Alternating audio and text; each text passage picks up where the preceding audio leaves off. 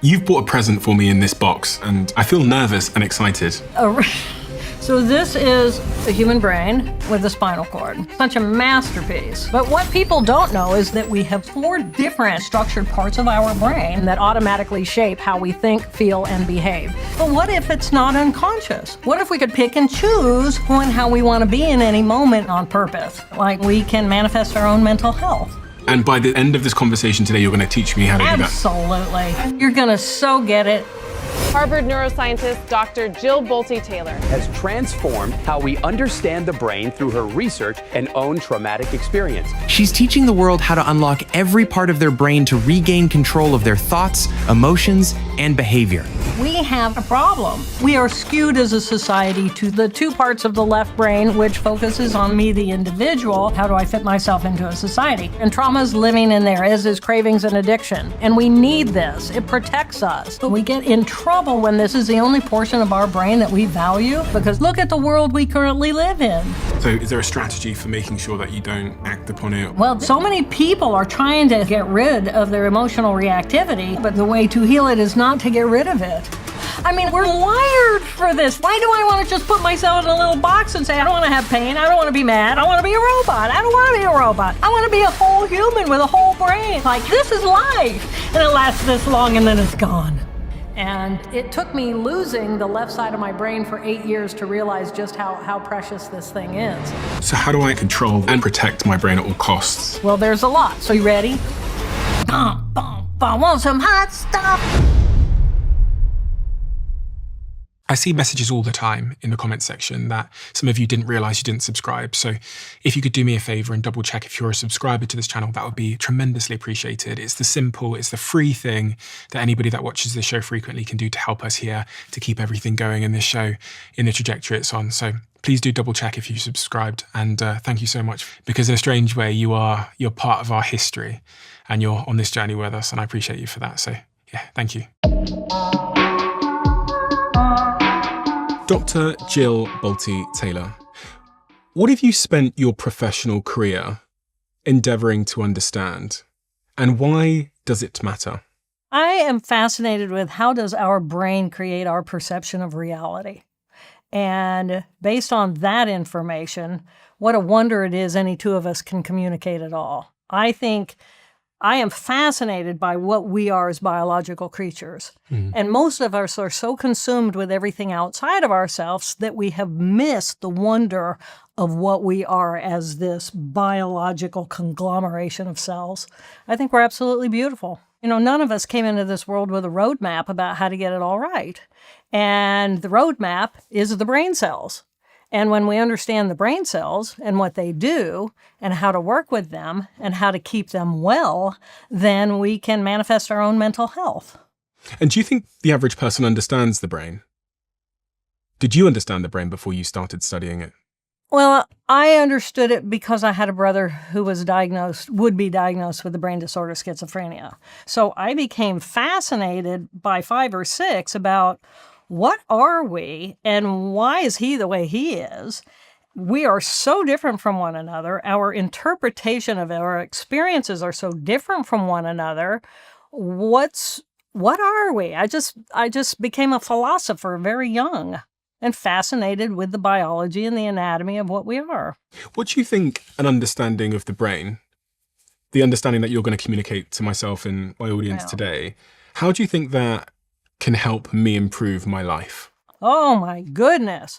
If I understand what part of me interacts with the external world and is smart and is good with details and is well organized, then I know how to use that part. And that's this, we are skewed as a society to that left thinking portion of our brain.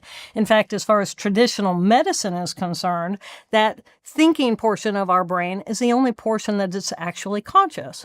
So then we live our lives literally with our left emotional tissue, our right emotional tissue, and our right thinking tissue, all as part of our unconscious brain. But what if it's not unconscious? What if we actually know what those groups of cells also do, so that when I'm experiencing my pain from the past, I can actually call on the portion of my brain that knows how to self-soothe me so that I can lift myself out of my pain learn from those experiences, and then live a more fulfilled life. It's the power to choose who and how we want to be in the world when we understand what our choices are. So is it possible to choose which part of your brain to use in a certain moment? You do it all the time. You're just probably not aware of it. Let's say you're going to have a business call. And you got your stats and you got your data, and you pick up the phone and you say, yes, this is Steve, and blah, blah, blah, and you work into your details. And then let's say someone peeks in to let's say a little dog comes running in.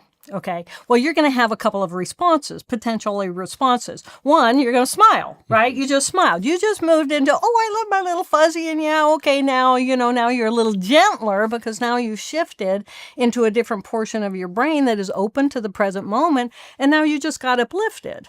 So we have these 4 different neuroanatomically structured parts of our brain, and we can pick and choose who and how we want to be in any moment when we know what our choices are. But we don't know what our choices are as our society because we are functioning skewed to that left-thinking portion of our brain, and everything else is running on automatic. And the left-thinking portion of the brain is the more logical? Logical, rational, analytical, likes to control people, places, things. There's a me definition, ego center of I exist. I am Jill Bolte Taylor. This is my phone number. This is where I live. I know that this is where I begin and end, where my skin meets air, because a group of cells tells me where I begin and end. But you've probably had flow moments where you were doing your sports, or you were making love, or you were whatever you were doing, and you didn't begin and end here. You were vast and open, and you were this big energy ball that you are. But the left hemisphere focuses on that little group of cells and those skill sets and the right and the wrong and the good and bad, and that portion of the brain defines the social norm, and we all have to fit ourselves in the social norm. But it's only a quarter of our brain. Is it making us unhappy, the way that we use our brain currently? Well, we're out of balance. We're completely out of balance because we're at the balance of the value of that left brain. What's going on in the right brain? The right brain is right here, right now. We spend so much of our time. So fundamental differences between the right hemisphere and the left hemisphere. And I know this only because I lost my left hemisphere, and that's all I had for 8 years. I had to use what I had currently going on in my right hemisphere after I lost those cells of the left hemisphere in order to rebuild the skill sets of the left brain so that I could become completely functional again. Are we unhappy? Well, that's not a happy part of the brain. When you're being analytical and organized and structured, you probably got that frown right there, and it's a different expression than as soon as I said a little puppy comes in, and then all of a sudden your face happens. Well, what happens is you're shifting into a different part of your brain, and that's what we do. We're running it on automatic. So if we are running our brain on automatic, imagine how much better we might do if we were actually picking and choosing who and how we wanted to be on purpose. And you're telling me that's possible? Absolutely. And by the end of this conversation today, you're going to teach me how to do that? Absolutely. Okay. You're going to so get it, and it will. And once you see you will no longer ever not see you. And then you're going to see these 4 characters inside of yourself. And now you're going to be looking at your partner, who you speak about often. And you're going to be going, I recognize all 4 parts of her too. But what that means is that any relationship that we have, there's 8 of us. There's 8 of us. 8 very specific personalities in every relationship. So I have 4 very predictable character profiles, as do you. It's the way the anatomy of the brain is built. You've bought a present for me in this box. I did. What is in that box? This is a very special brain with a spinal cord. This is a real brain. This is a real brain with a spinal cord. A real spinal cord.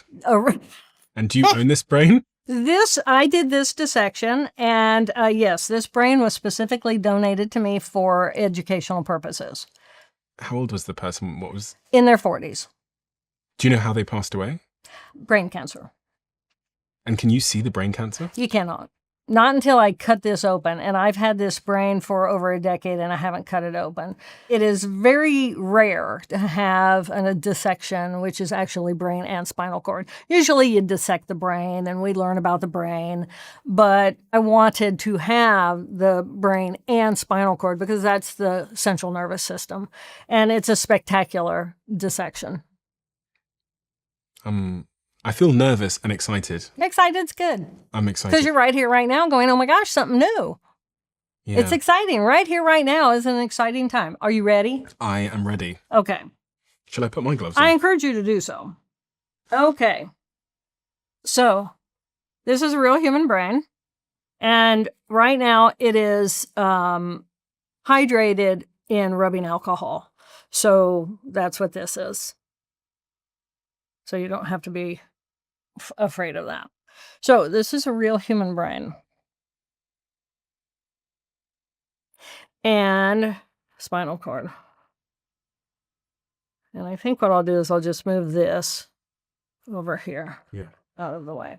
Okay, so this is a human brain. What's that skin on the top of it? With a spinal cord. This thing here? We'll get there. Oh. So, you've heard about meningitis. Yeah. It's layers that support between the bone and the brain tissue, and it protects it. So this is called, there are 3 layers called the meninges. So when you've heard of meningitis.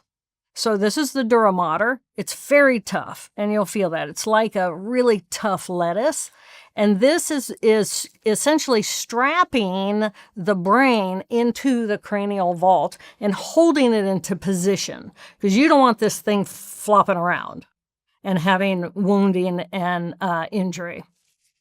So it straps it into here? It straps it in certain spots, yes, and generally, often, when you do a dissection, you actually have to put a like screwdriver in there to peel the dura off the bone. So it straps it into position. It's kind of like a bra for the brain. Okay, so this is the dura. And then what I'm touching now is called the arachnoid, and that's the second layer of the meninges. And what you're looking at in there is blood inside of the blood vessels. So one of the things about why the brain is so fragile is the blood vessels are transparently thin. So the pressurized system of what's going on inside of the cranial vault has to be highly regulated. And it's actually the pressure of the cranial vault versus the pressure in the thorax of the chest and the pressure of the abdomen. It's a system. And they all work together in order to keep everything well regulated, homeostasis, a state where the cells are happy. And so the third layer is like right here, and you can see this layer's peeled away, the arachnoid, and under here I'm now touching pia, and pia is the external layer of the brain cells themselves, the brain tissue. So this is a beautiful brain, and it would be positioned in my head like this. So front of the brain, back of the brain, coming down, hanging down as the spinal cord. And then as you look at the spinal cord, this is called the cauda equina or cauda equina. And these are the nerves that are actually going to go down into your lower extremity. So all the information that's going to go down into your lower extremity to control your body is controlled, and the sensory information is coming in through those nerve fibers. It looks like a bunch of wires. It does. Well, we are quite a well-designed machine in its own way. The difference is we are organic, we are biological. And I think one of the biggest mistakes that we make as a society is we think ourselves as a machine, push it, push it, push it, push it, push it, push it, push it. Well, you can do that with a computer. You plug it in and it stays on until you turn it off or it blows up. We have to go to sleep. Yeah, have a good time with that. Yes. It's okay. We won't hurt it. Wow. We hope. Gosh.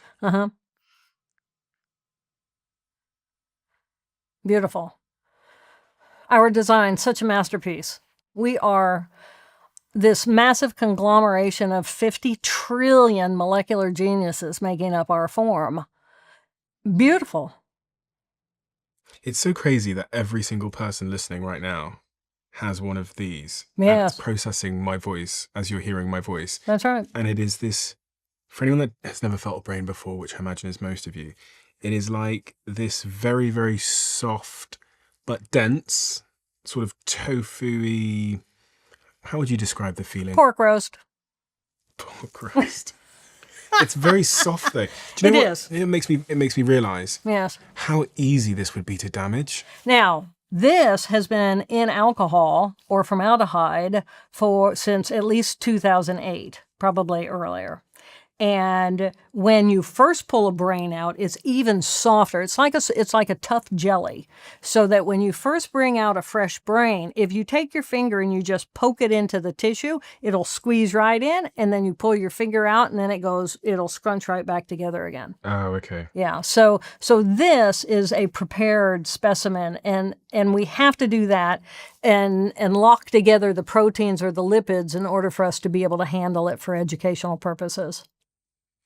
So this is the computer, and then this is the wires that control the rest of the body. Well, it's part of the system because this what you're holding is the central nervous system, and then all of it, and then the central nervous system sends between each of the vertebra. Here you have different vertebra.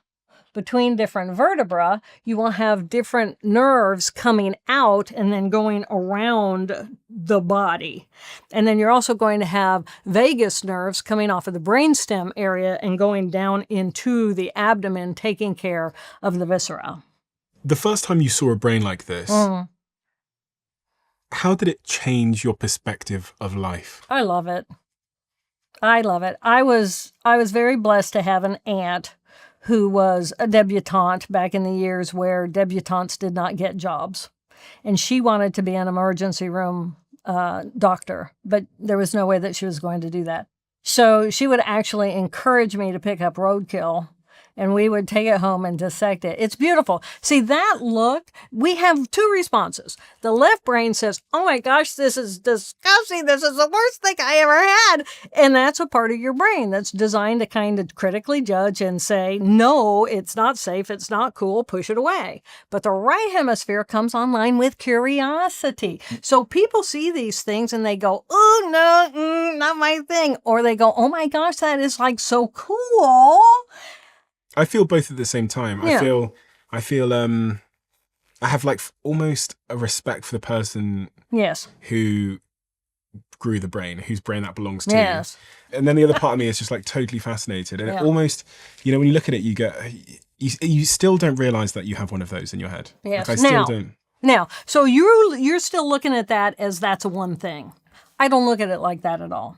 This is a brain, but what's important about this brain is our brain health, our brain abilities is 100 dependent on the cells that make up that brain. So most people, many neuroscientists talk about the brain and how the brain does in the external world and the behavior and the neurotransmitter systems and all of that. I go down to the raw data of the cells.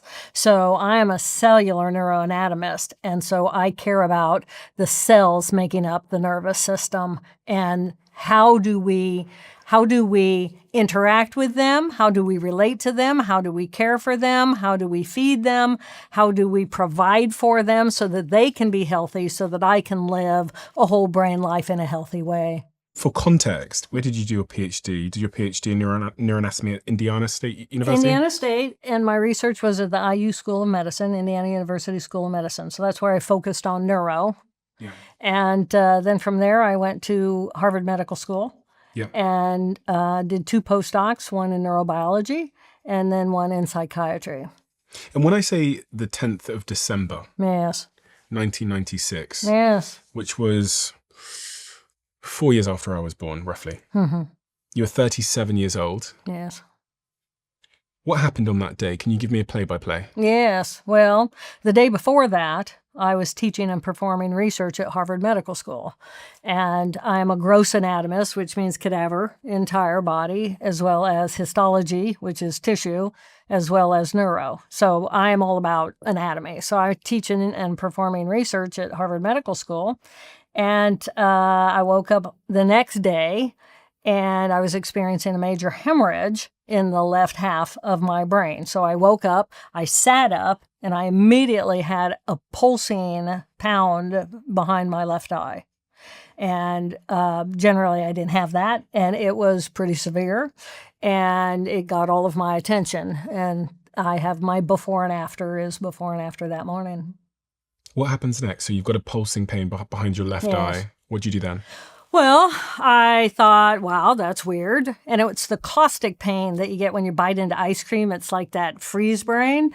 And I thought, okay. And I felt suddenly weak. And I thought, okay, so I got up and light was kind of burning on my eyes. I didn't want light in the morning that day. So I closed the curtains and I thought, well, let's get my blood flowing. Maybe I'll feel a little better. So I jumped onto my CardioGlider, which was a whole body full exercise machine. But I'm looking at my hands, realizing that my hands looked like primitive claws grasping onto the bar. And I look at my body and I'm thinking, whoa, I'm a weird looking thing. And my perception of reality shifted away from my perception of being the one on the machine, having my normal morning experience, to, wow, I was witnessing myself having this experience.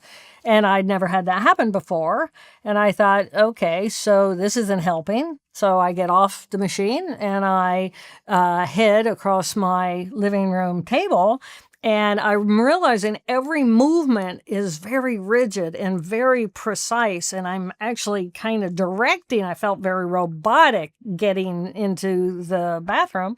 So I remember pulling on the water, and when the water came out, it smashed into the tub, and the volume just reverberated in my brain. It was so loud, the sound was amplified, and it pushed me against the wall. But when the volume hit, I'm a neuroanatomist. So what that means is that I'm teaching students about all of the anatomy here and which fibers are coming in and going where and what is the tracks of everything. And so sound comes into the ears and it goes right down to the pons region of our brain down here. And this is where life and death is. This is where those cells, if you're going to inspire, you need your pons and your medulla in order to have those cells functioning. So when mine were being disturbed, that was the moment I realized I've got a problem. This is a grave problem. This could kill me.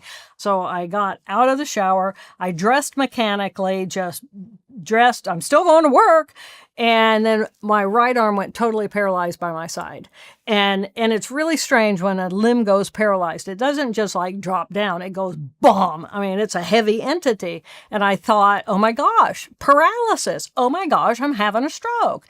And then I'm thinking, okay, oh my gosh, how many brain scientists have the opportunity to study their own brain from the inside out? And I literally thought, okay, I'll do this stroke thing for a week or two, and then I'll get back to my job, right? So then it was a matter of, I have to get help. I have to communicate with the external world. And the problem was that the hemorrhage was happening inside of the left thinking portion of my brain, which is where language is. So I was drifting for 4 hours. I was drifting in and out of the consciousness of the present moment. And in the present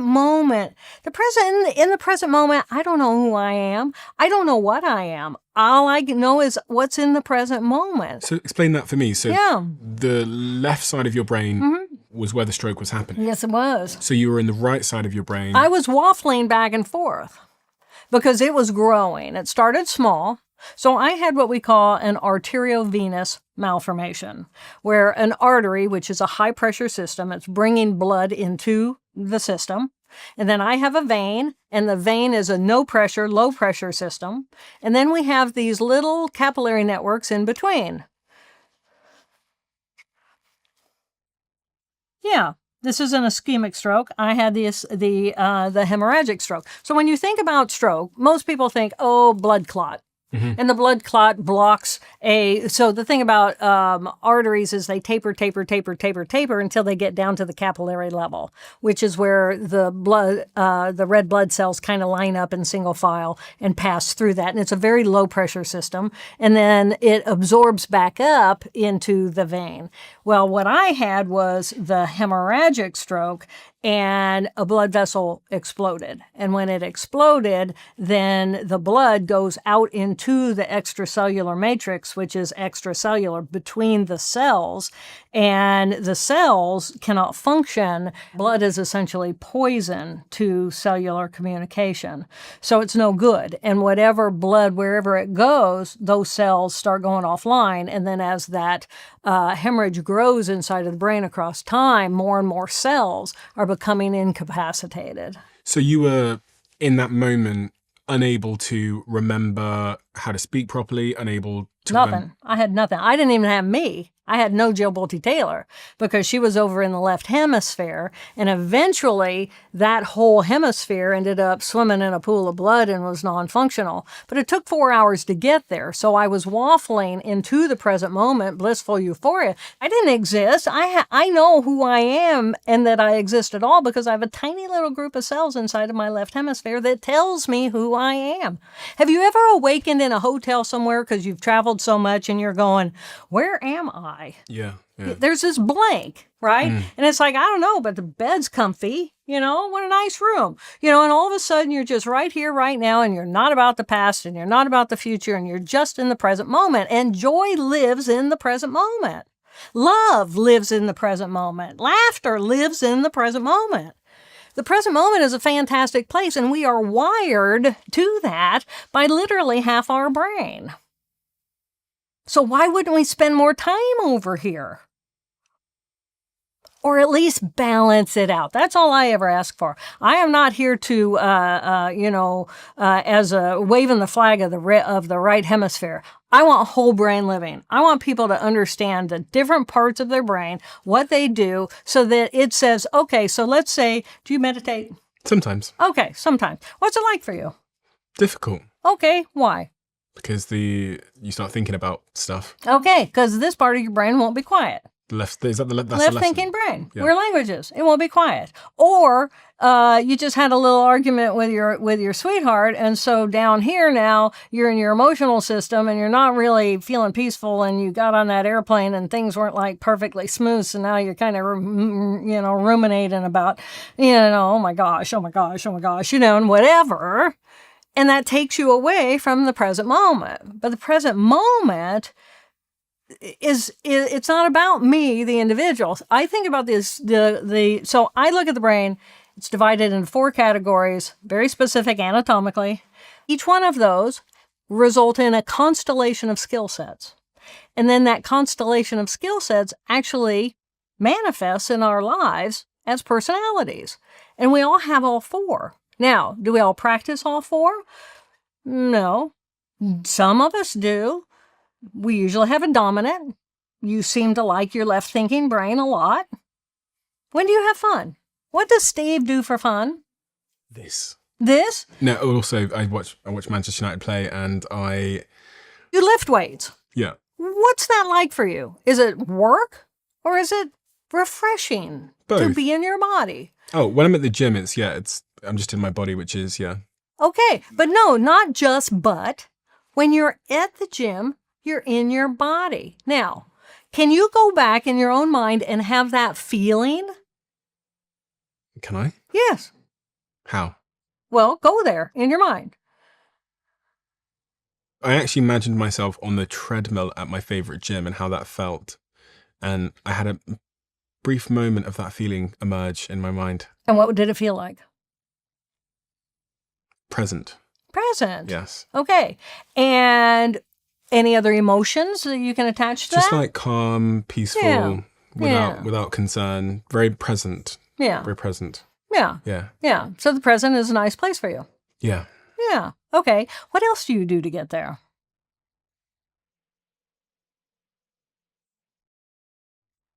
Massages. Massages. You receive massages. Yeah.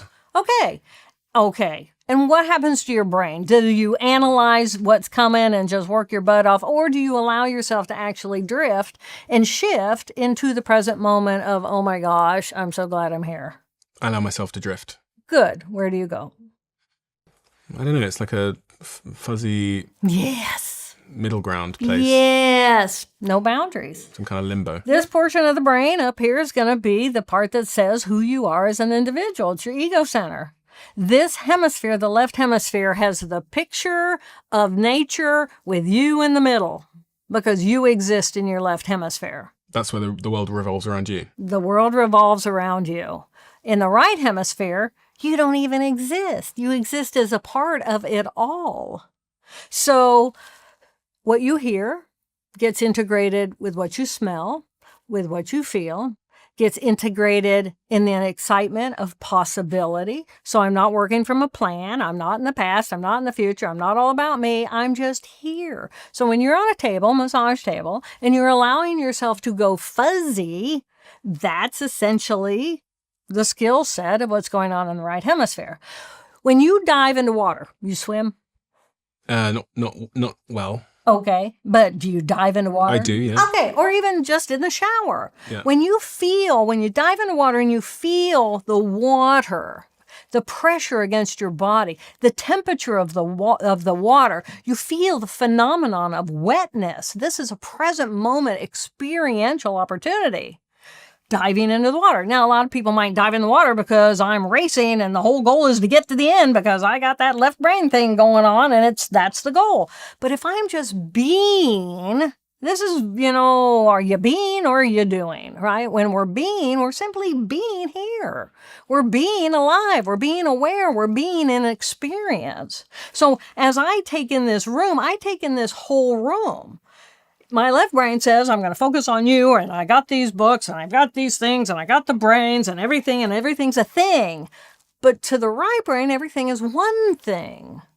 And when I live my life knowing that I can shift out of the stress circuitry of that left brain that says more cortisol, do, then when that's the push, the right brain is the pause. And that's why I was saying before, we're not a robot. We're not a computer. We are a biological organism. And so we don't plug ourselves in and turn it on and it stays on and forever until it dies and then we buy a new one. We have rhythms. We have natural patterns and we have to push and we have to pause, and we have to pause because we are 50 trillion molecular geniuses that are eating and creating waste, and we need to clean up the mess. And that's what happens during sleep. And so when you were stood there, you'd put your clothes on, the left side of your brain was offline. So you were very much in this sort of blissful, euphoric, present moment state. What did you do next? I go through all the details of trying to get myself help. And that meant, to me, the one plan I could get between shifting back out into the euphoria of my right hemisphere where I'm just in bliss, I'm just happy, I'm just there, and I don't have a plan. Why didn't you call 911? Because it was just floating in a pool of blood. It wasn't there for me. What do you mean? Well, when you look at where my hemorrhage happened, it happened. So language, the creation of sound and language, dog is a sound. It's going to come out of Broca's area. And then Wernicke's area back here is going to place meaning on that sound. And my hemorrhage was impacting this whole area. And in there with language is numbers. 911. It didn't exist for me. Was not an option. You couldn't remember 911? Didn't exist for me. It'd be kind of like I say to you, what's 8,322 times 4 million? It doesn't exist for you until you figure it out. 164,374,000. I'm joking. Imagine. Exactly. So 911 didn't exist for me.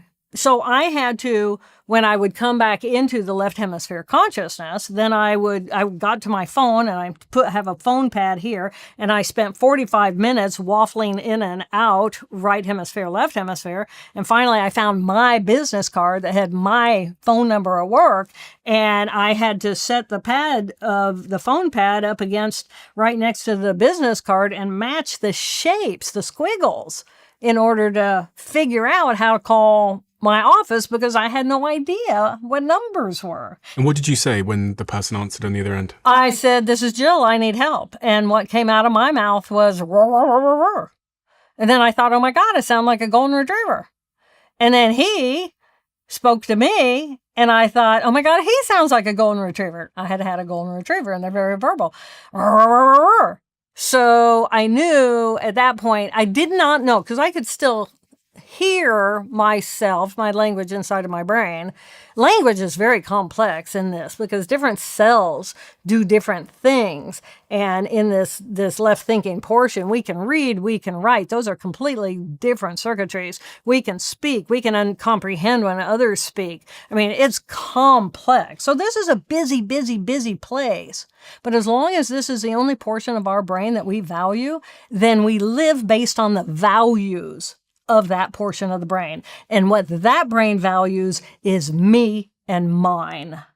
And I want more. And that's the world we're living in. It's selfish. Well, it certainly is. Because people talk about there being a spiritual crisis in society at the moment with many of the things you're describing, the individualism, the narcissism, sociopathism, the leaders of the world being very zero-sum in how they approach economies and how they treat others. Yeah. You're saying that's because we're so... Right there. Over here on the right side. On the right side.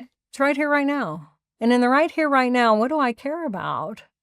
I care about connection because I'm not individualized. Here, I'm a part of the whole. We are all standing around this beautiful planet, and I, man, is equal to all the other creatures and all the other life and to the life of the planet. We are one construct here, and we either figure out how to nurture and support and be one thing. We are one human family. In our right hemisphere, you are my brother. I love you. I can support you. I can nurture you. I can encourage you because you're a part of me. And then the left hemisphere comes online and says, oh, Jill, that is so inappropriate for you to say. And he has his body space and I have my body space, and we need to be formal and we need to right and wrong and good and bad. And we need to establish how the construct of the social norm is that we are now going to take the mass of all that we are and fit ourselves in that so that we can communicate with one another and run a world. You make that phone call. Yeah. You sound like a golden retriever. What happens next? Does your colleague He recognizes it is me. It is I. And he comes to my home. And back in those days, we had managed care. So you have to go to the right place or you don't get coverage. So he took me there, and then they took a picture of my brain, and then they put me in an ambulance and sent me to Mass General Hospital. And I'm still curled up in a little fetal ball going, hold on. And I was slowing down, and I knew that I was becoming weaker and weaker. And I wondered, how detached from my own ability, my own body, can a person become before they can never get back inside this tiny little body? Because I felt that I was literally energetically as big as the universe. And what did that scan show? It showed a major hemorrhage in the left half of the brain. Yeah, about that size. Actually, it was a little bigger than that on that day.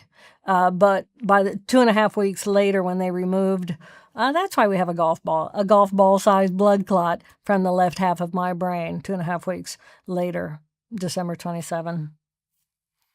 And then I woke up and I had this huge hemorrhage. I had this huge scar, but my mother comes rushing in and she says, speak to me, because this is my language. If my language cells are gone, I will have no language, and I will struggle the rest of my life for language. And I whispered to her, I'm better. And what I meant by I'm better was that I felt bright again. I felt bright. I felt like whatever life was going to give me at that point in time, I had brightness. I was still alive. I did not die that day.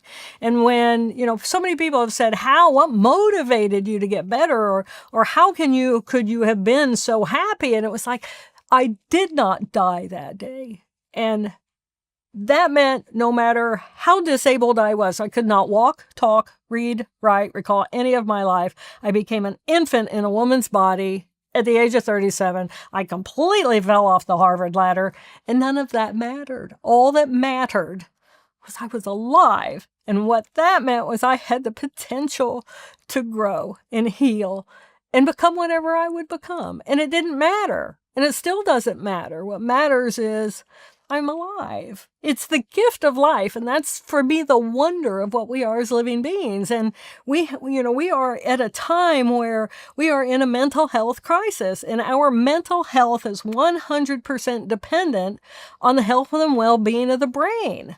And the health and well-being of the brain is 100% dependent on the health and the well-being of the brain cells. So how do we nurture those cells and love those cells so that we can live the life we want to live, and we can live in joy, we can live in present, we can live feeling connected to something that is magnificent as a life force power of the universe, and have this magnificent left brain that allows me to have language, allows me to be a part of society in an effective way, and allows me to have pain from my past so I can learn and grow from experiences that have happened to me that I would rather not repeat. What is the complex range of emotions you're experiencing as you recount the story? Awe. I feel such awe for life. Life. This is life. There is life and there is death, and we have life. And life is the miracle construction of the universe. Argue about it all you want, have a million conversations about it, analyze it to death, but the fact of the matter is you are alive in this moment. You are alive. You can say you have eyes that can see and ears that can hear, and you have a digestive tract that can bring in nutrition, and you have manual dexterity, and you have mobility. You have legs that can run around the planet, and you have this magnificent mind so that you can do what you want to do. You are a miracle, and we have forgotten that. And for me, this whole stroke experience took me straight back to the part of my brain, that right thinking part that connects me in that transformation or that transcendence experience of being so much more than just a little human being running around the planet. Oh my gosh, life is this miracle. And it makes me feel awe and wonder. It excites me so much. And if everybody had that and recognized that and could grasp that and hold that, imagine the different world we'd be living in. 8 years. 8 years. Of recovery. Yes. Every day, every breath, everything, I thought of nothing else other than, what can I do? And what's in the way of me being able to do what I want to do next, and rebuilding, using what I had in the right hemisphere to rebuild the circuits. I knew I had language. I knew I could speak. I knew I had vocabulary. I knew I had ideas. I knew somewhere in there I had numbers. It took 4 years for me to even understand what's a 1. I mean, wow. I did not die that day. And so I have all the possibility of what will be. And it was wide open. I wasn't going to be a neuroscientist again because that left hemisphere, I never held myself to returning to whom I had been before the stroke. That girl died that day as far as I was concerned. But the phenomenon was that, as I'm a gross anatomist, so I taught cadaver lab. And when you are teaching, you have a whole body there and you're teaching medical students about what's inside of there. You get your hands in there and you say, I want you to slip in behind the stomach, and I want you to slip this hand in here, and I want you to know the relationship between the stomach and the duodenum and the liver and the splenic nerve and the kidney. I want you to feel it because I want you to have a 3-dimensional image of that inside of your mind so that you can use that information. Very right-brained.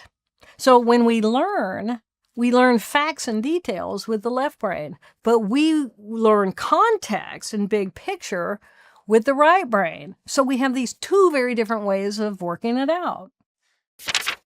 I've had so many founders speak to me and say, why didn't this particular ad that I ran on this platform work for me? Maybe the copy wasn't good, the creative wasn't strong, but usually the problem is they're not having the right conversation because that ad never reached the right person. And if you're in B2B marketing, that is much of the game. And this is where LinkedIn ads solves that problem for you. Their targeting is ridiculously specific. You can target by job title, seniority, company size, industry, and even someone's skill set. And their network includes over 1 billion professionals. About 130 million of them are decision makers. So when you use LinkedIn ads, you're putting your brand in front of the right people. And LinkedIn ads also drive the highest B2B return on ad spend across all ad networks in my experience. If you want to give them a try, head over to linkedin.com/diary. And when you spend $250 on your first LinkedIn ads campaign, you'll get an extra $250 credit from me for the next one. That's linkedin.com/diary. Terms and conditions apply.